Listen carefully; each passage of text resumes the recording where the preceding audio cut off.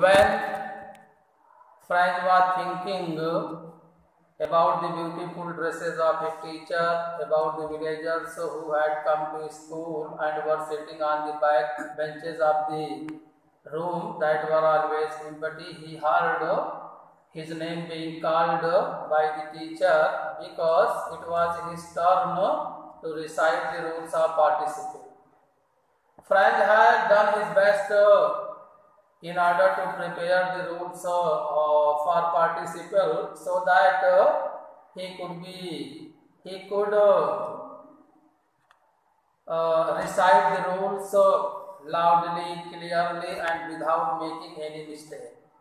But as soon as he started to tell the rules of participle, he was confused and he forgot at the very first word and he stood there holding his desk. In order to fear, his heart was pulsating rapidly and he was so much afraid that he could not dare to look up. He was very much ashamed of himself. I heard M. Hamel say to me, I would not scold you, little Franz. You must feel bad enough. See how it is. Every day we have said to ourselves, bah, I have plenty of time. I shall learn it tomorrow. And now you see where we have come out. Ah, that is the great trouble with Elsa. She puts off learning till tomorrow. Now those fellows out there will have the right to say to you, how is it you pretend to be Frenchman and yet you can neither speak nor write your own language, but you are not the worst, poor little French. We have all a great deal to reproach ourselves with. When the narrator was unable to recite the rules for participle, the teacher, Mr. Hamel, told him that he would not scold him because he must feel very bad himself, and then he told him that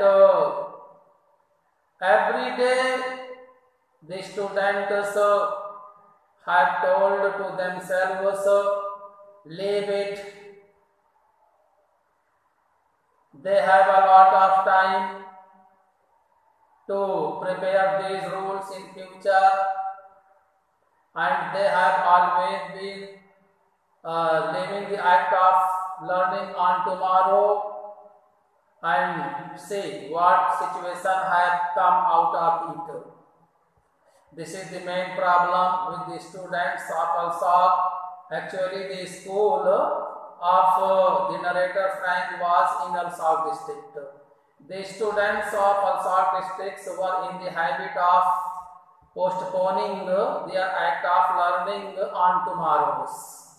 And when the Germans would come, they would have right to say, they would laugh at the Frenchmen saying, you pretend to be Frenchman, yet you don't know how to speak, how to write your own mother tongue. He told little Frank that he was not only who was the worst, there were many other students who were the worst at study, and all of them have a great deal to rebuke themselves with. Your parents were not anxious enough to have you learn.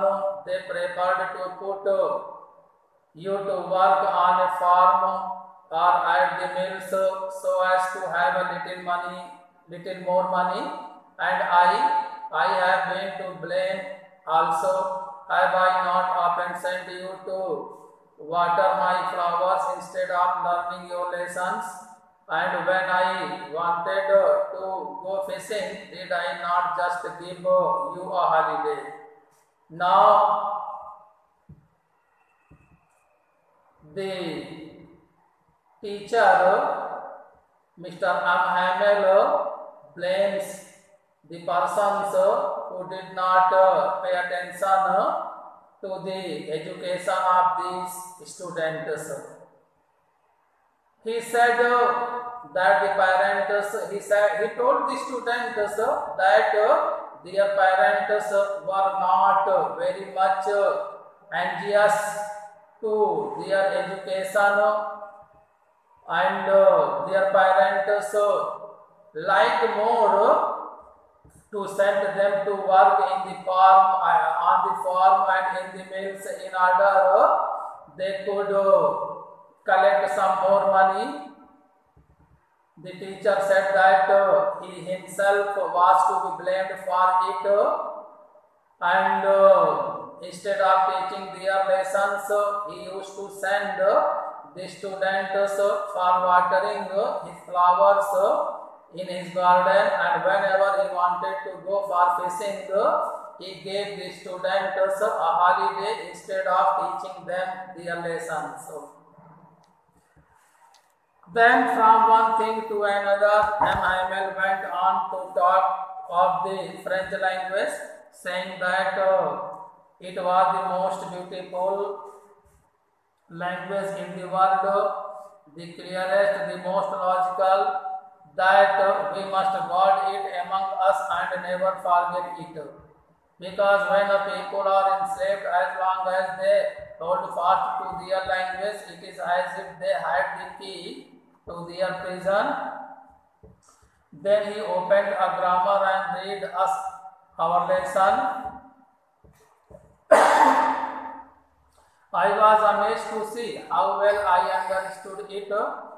All he said seemed so easy. I think too that I had never listened so carefully, and that he had never explained everything with so much patience. It seemed almost as if the poor man wanted to give us all he knew before going away, and to put it all into our heads at one stroke. After telling from one thing to another, the teacher began to admire the French language, saying that the French language was the most beautiful language, the clearest language, and the most logical language in the world.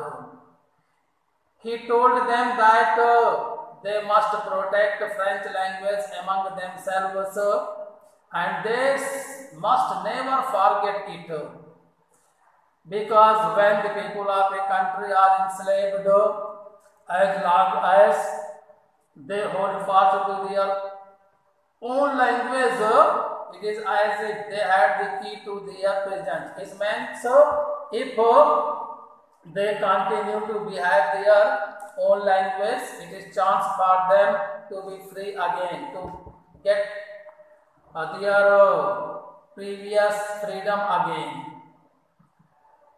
After it, the teacher opened a grammar book and taught the students its lessons, and the narrator Frank was so much astonished to see that he understood whatever the teacher taught him very well, and it seemed him that it was very easy for him to understand. It was so because the narrator had never listened any lesson so carefully before, and besides it, even the teacher had not explained any lesson with so much patience before.